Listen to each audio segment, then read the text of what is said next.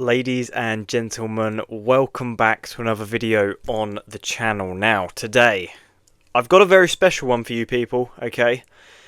I always try to be as open as possible with my chess journey. I mean, if you go and watch some of my shorts, I show the highs, I show the lows. If you watch my long form content, you will definitely know that no matter how many times I blunder, I still try and showcase the video. I don't just show my best games, I'm not about that.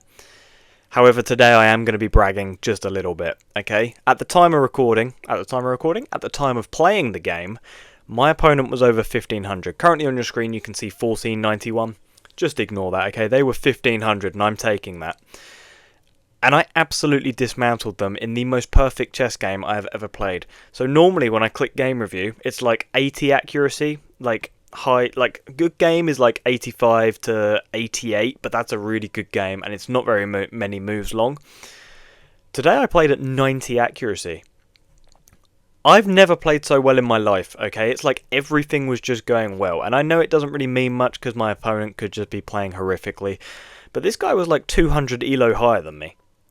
Okay, so this is a big deal for me. So I'm going to showcase this game with you guys. Hopefully you learn something. Hopefully you laugh a little bit. If you do, be sure to smash that like button, subscribe. Let's jump straight into this. Okay, so I have the white pieces. My opponent, Kazem from Egypt, I believe. Iraq. Okay, the flags look so similar. Apologies. But I play e4, my opponent plays e5, we get knight f3 and knight f6. Now this is known as the Petrov defense.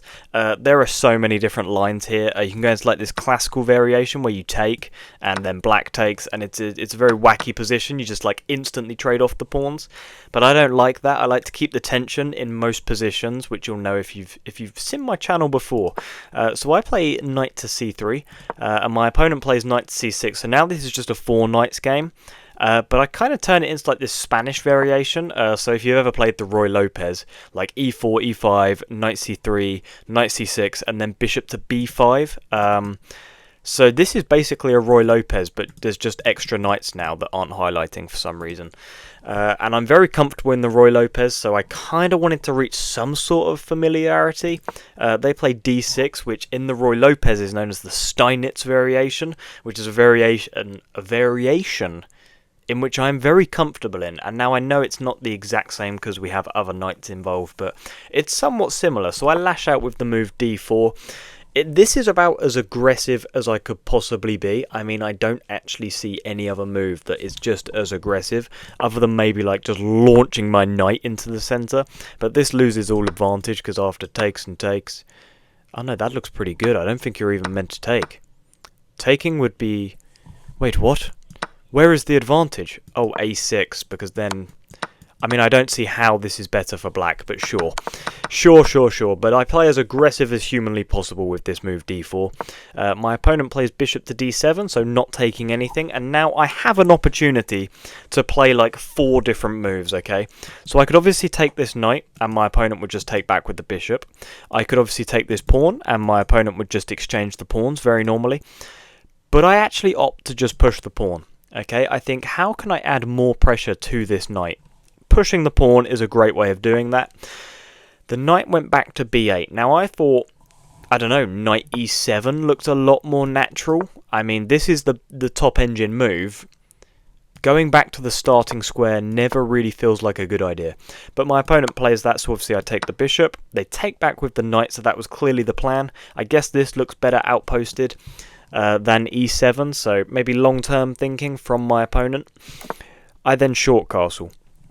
King safety, I'm playing somebody 200 elo higher than me. I'm absolutely bricking it, so I'm like, I'm just going to get my king as safe as humanly possible and just hide in the corner. That was my plan, just hide in the corner. From here my opponent played c6, so looking to just break open the centre, because when you look at my position it's like, wow, I've got a monster centre. How can my opponent target that? Well, c6 does that perfectly. So I then play the move rook e1 to support my centre. They played bishop e7, just preparing to castle, get their king to safety. And 9 moves in, I was feeling pretty good about my position. I mean, obviously I'm not up any material, but positionally it just feels great. I mean, the engine just has it as basically dead even, but I was very happy with how things were going, because I knew this opening somewhat well. I then lash out with a4. And the reason I lash out with a4 is because of the pawns that you can see highlighted. I thought the king side is pretty locked up currently. I mean, I can't really swing a rook over. I can't get my queen over. Like, my bishop can go over, but it just doesn't really do anything. So I thought, why not launch an attack on the queen side? My opponent's pawns here, if I can target them, they then cannot target my centre. This centre is like held together like glue. So I play a4. My opponent's short castles, I go a5. I'm just looking to attack these pawns now. So now my opponent trades, and I take back with the knight, and then they take back with the knight. And I could take back with the pawn here, but then it kind of feels like I'm locking up my position even more, and then I'd be allowing them to play e4 at some point, kicking my knight. So I take back with the queen. It's just a very active square for my queen. I'm putting pressure on this b7 pawn, putting pressure on this diagonal highlighted. It just felt more natural to play queen d5. My opponent plays rook b8 to defend the pawn, and then I play bishop to e3 to attack this other pawn. So both pawns under pressure. The rook obviously cannot defend both at the same time. So my opponent plays b6, just looking to trade off the pawns.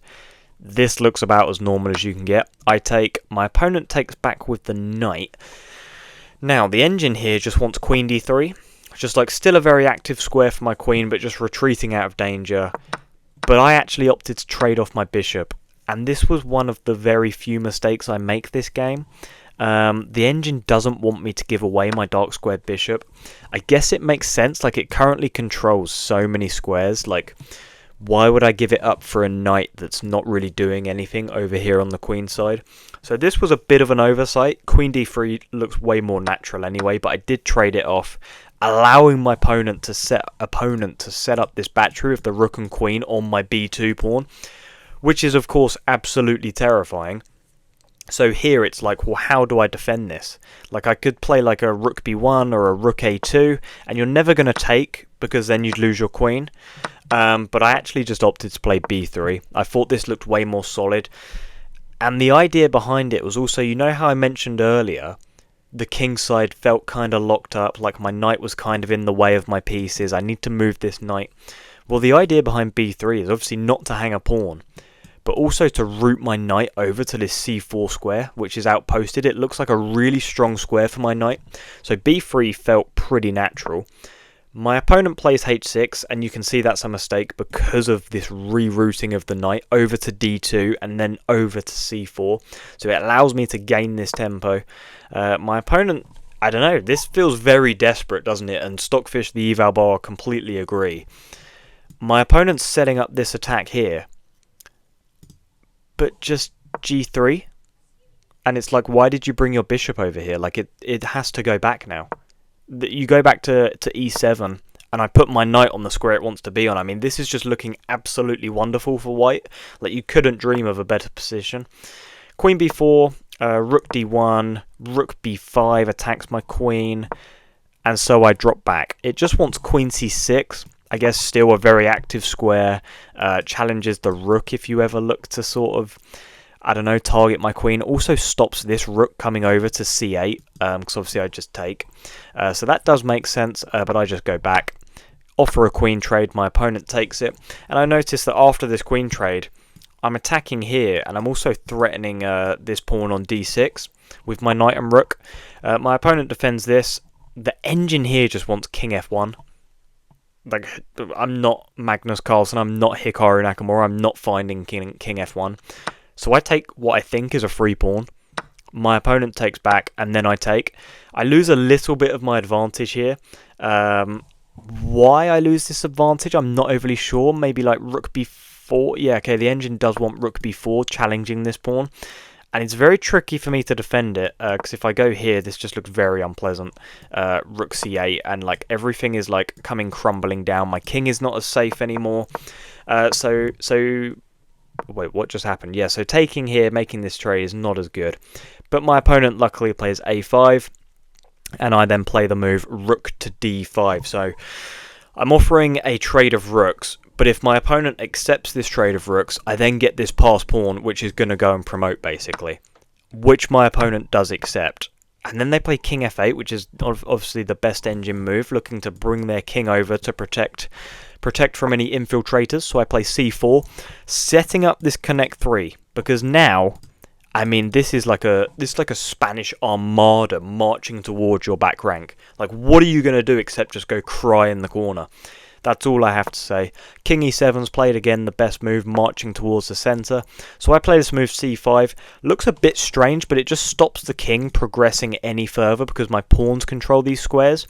And the thing is, if the rook ever comes over to attack these pawns, well, then I just take on a5. So my opponent does play rook c8. So I obviously take on a5 because it defends the pawn. And now I'm up 2 pawns. Like, we're whittling down to an endgame and I'm up 2 pawns. Rook b8 is played, I give a check, and then I push, allowing the opponent to take on b3, which they do, because now I'm just going to push. I play c7, the engine did want d6 here, which makes a lot of sense. Always push your pawns together so they can reinforce each other, but I got a little bit excited. Okay, I just played this. They get in behind. I then play d6, which is a bit of a mistake. The engine kind of wants a6, give the check first. But, you know, I'm not stockfish. I just push. Here comes the king. I play rook a8, looking, again, just to promote. I mean, the only piece defending this is the rook. And if you bring your king, my rook can play to d8 and kick the king away. Which is exactly what happens. The king now has to go back because all of these squares are defended. So you either go back here, which would be a huge blunder because then I would also win your rook. Which is pretty brutal.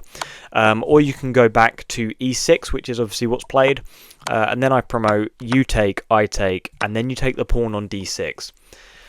So currently my opponent has 4 pawns on 3, so they're up in that aspect, but I have a rook, okay, which is that's a pretty big deal. And so in this situation, I'm like, just do not throw the game away. Like, I'm just praying to myself, like, this could be the greatest win of my life. Just don't throw it away.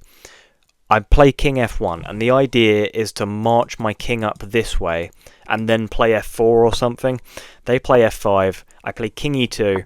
Here comes the king to attack my rook, so I get in behind with rook g8 first. They push the pawn, defending it, and then I play rook h8 because you cannot now protect the pawn on h6. Here comes the king, I take with check. I play rook h5, which is a really stupid looking move now that I think about it, because the king just steps forwards and protects everything. So I have to go back anyway. And then I play rook a8, okay? Now the idea here is just get as far away from the king as possible, and then maybe even get to this sixth rank and just completely cut the king off. But luckily they march forwards. I play f3, they play g4, I then give a check, I then give, not another check, but I attack this e5 pawn, they take, I take, they push, so I play king e3. My opponent marches forwards, so I just play rook to b5, which is a little bit of a waiting move, right? Because my plan was, if they now come forwards, I just take, and you cannot stop me taking this pawn, and a rook and king against a king is just losing. And if you go back, well, then I can play h3. So my opponent goes back, and I play h3, which stops the king from marching forwards, which frees up this square for my king when they step back, which means I'll have a double attack on this pawn. So they have to step back. King f4 is played.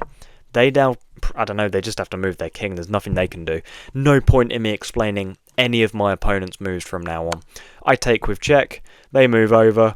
I play here, take the pawn, go up, block the king from being able to get over to this h-file, and now I just push the pawn. I mean, I just push the pawn the whole way, make a queen. It's now mate in 2, because, I mean, after king to e5, where can the king even go? Like king e7, and then we just have this is mate. Me being an absolute moron, though, I didn't see any of this. I play here, despite the fact I have mate in 2, with this move rook c7, cutting off the king. So the king has to go to d4, and then queen to d6 is mate. But again, I don't see that, and so I ladder mate, because I'm an absolute chess noob. But guys, there we go. By the way, look at our clocks. I mean, I finished with 17 minutes 50, they finished with 19.5 minutes. Don't play long time controls if you're not going to use the time. Like, I need to take my own advice. I know I had a good game, but I didn't deserve it. But guys, if you did enjoy this video, please smash that like button. Feel free to compliment me in the comments down below. I'd be very grateful. Subscribe if you're new, and I will see you in the next one. Goodbye.